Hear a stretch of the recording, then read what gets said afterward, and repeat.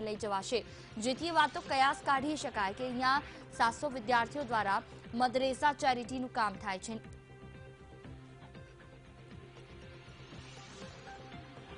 ન્યાજ વિશે વધુ વાતચીત કરવા માટે અમારી સાથે VTV bureau chief Devshi Barad જોડાયા છે। જે દેવશી, જે રીતે અહીંયા સામે આવ્યું છે કે પાકિસ્તાને સિક્યોરિટી વધારી છે કારણ કે નાગરિકોને અહીંયા આતંકની ચિંતા વધારે છે, આટલા સમય બાદ ભાવલપુરની મસ્જિદનું નિયંત્રણ પોતાના હાથમાં લીધું, શા કારણે? જી ચોક્કસથી કે ભારત જે પ્રકારે આક્રમક રૂખ અપનાવી રહ્યું છે અને જે પ્રકારે વિશ્વની અંદર જે પ્રકારે ભારતને સપોર્ટ મળી રહ્યો છે એ મુજબ પાકિસ્તાન છે હવે પોતા હવાત્યા મારી રહ્યું છે। એમાં જૈશ એ મોહમ્મદના જે મોહમ્મદ અઝહર મસૂદ છે એને બચાવવાના પણ પ્રયત્ન થઈ રહ્યા છે। ખાસ કરીને ગઈકાલની ગતિવિધિ કરીએ તો ગઈકાલે જ્યારે પાકિસ્તાનના વડાપ્રધાન અને ત્યાંના સિક્યુરિટી કાઉન્સિલની મીટિંગ મળી હતી એ દરમિયાન મૌલાના અઝહર મસૂદ છે એને બચાવવાના પ્રયત્ન થયા હતા।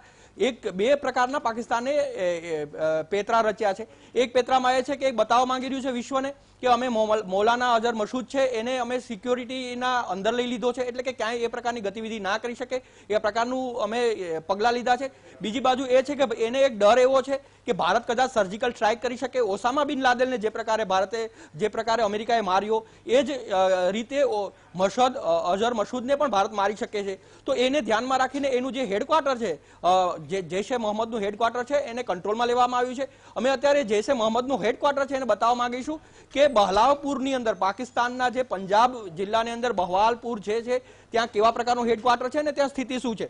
હું ગૂગલ મેપના માધ્યમથી તમને બતાવીશ કે અહીંયા જે પ્રકારની જે જામા મસ્જિદ જે છે, સેન્ટ્રલ મસ્જિદ જેને નામ આપવામાં આવી રહ્યું છે કે બહલાવપુરની અંદર અનેક જામા મસ્જિદ છે, એમાંની એક સેન્ટ્રલ જામા મસ્જિદ છે, જે મેઇન જામા મસ્જિદ કહેવાય છે। એ મેઇન જામા મસ્જિદ એટલે જૈશ એ મોહમ્મદના સરગનાનું હેડક્વાર્ટર અને અહીંયા જે ત્રાસવાદી ગતિવિધિઓ થઈ રહી છે અને અત્યારે હું તમને બતાવવા માંગીશ કે એ કેવું છે।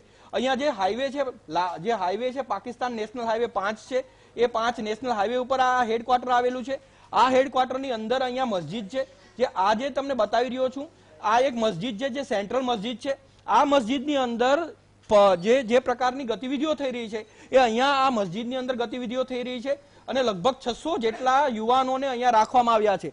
ધર્મના નામે, ધર્મના શિક્ષણના નામે અહીંયા ત્રાસવાદીઓ પેદા થઈ રહ્યા છે અને આ મસ્જિદ એનું હેડક્વાર્ટર છે। આ ઉપરાંત તમને બતાવવા માંગીશ કે એને કેવી રીતે કંટ્રોલ કરવામાં આવ્યું છે। આ જે મસ્જિદ છે એને ચારે બાજુથી અહીંયા જે મૌલાના અઝહર મસૂદ છે એને આખું બોર્ડર લાઈન છે, આખી બોર્ડર છે કે જે એને ચારે બાજુથી કંટ્રોલ કરે છે। એટલે આ મસ્જિદ અને અહીંયા ત્રાસવાદીઓને જે ટ્રેનિંગ આપવામાં આવે છે, જે ત્રાસવાદીઓ 600 જે છોકરાઓ ભણી રહ્યા છે એ છોકરાઓને અહીંયા રાખવામાં આવી રહ્યા છે। આ એના નાના નાના ઘર છે અને અહીંયા એને રાખવામાં આવી રહ્યા છે।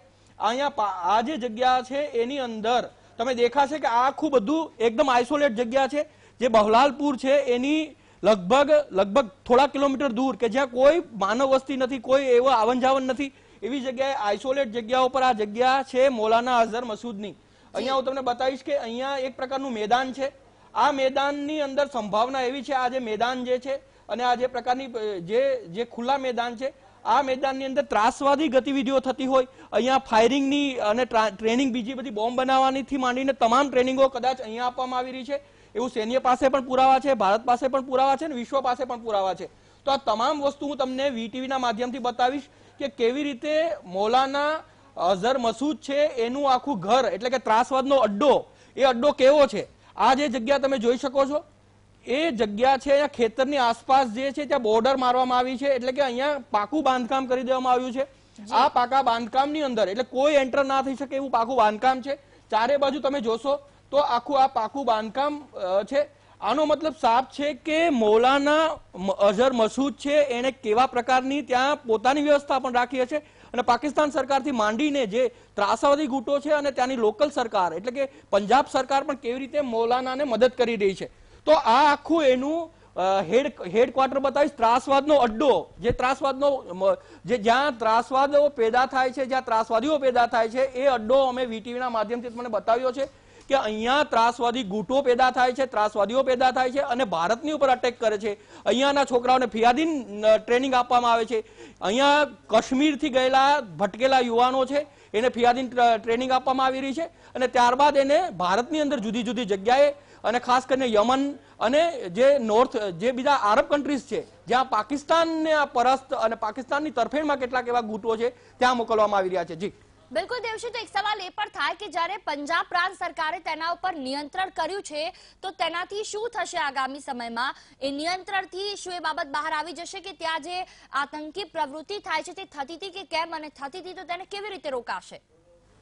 જે ચોક્કસથી કે પાકિસ્તાનને જો ઈચ્છા હોય તો આ પ્રકારની વસ્તુ રોકી શકાય, કારણ કે આ તો દેખીતી વસ્તુ છે. ભારત પણ જોઈ રહ્યું છે, પાકિસ્તાન પણ જોઈ રહ્યું છે અને વિશ્વ પણ જોઈ રહ્યું છે, પરંતુ પાકિસ્તાન જે છે એને છોડવા માંગતું નથી, એટલે કે એને કંટ્રોલ કરવા માંગતું નથી. આજે જે પ્રકારની જે મૌલાના મસૂદ અઝહર જે છે એના ઘર ઉપર જે પ્રકારની આર્મીએ કૂચ કરી છે અથવા આર્મીના જવાનો ત્યાં રાખી દેવામાં આવ્યા છે, એનો મતલબ એવો નથી કે ભારતે એને ધમકી આપી છે. ભારતે ધમકી આપી એ તો છે, સાથે સાથે એની સલામતી છે. પાકિસ્તાન એની સલામતી ઈચ્છી રહ્યું છે. ભારત ઓસામા બિન લાદેલ જેવો અટેક ના કરે, ભારત એ પ્રકારની ગતિવિધિઓ ના કરે, સીધો મૌલાનાને ઉપાડી ના જાય, એટલા માટેની આ પાકિસ્તાનનો એક પેત્રો છે. પાકિસ્તાનના બે પ્રકારના દાંત બતાવી રહ્યું છે. એક તો એમ કહી રહ્યું છે કે અમે મૌલાનાને કંટ્રોલ કર્યો છે અને એની ઉપર ગતિવિધિઓને નિયંત્રણ રાખ્યું છે, પણ એવું નથી. એને એ ઈચ્છા છે કે ભારત જો સર્જિકલ સ્ટ્રાઇક બીજી ના કરે અથવા તો ભારત જે છે ઇઝરાયલ જેવી ટેકનિક ના અપનાવે અને મૌલાનાને એના ઘરમાં જ દબોચી ના લે, એ પ્રકારનું ના બને, એના ભાગરૂપે આ પાકિસ્તાન છે આ એક પ્રકારનો પેત્રો રચી રહ્યું છે. જી.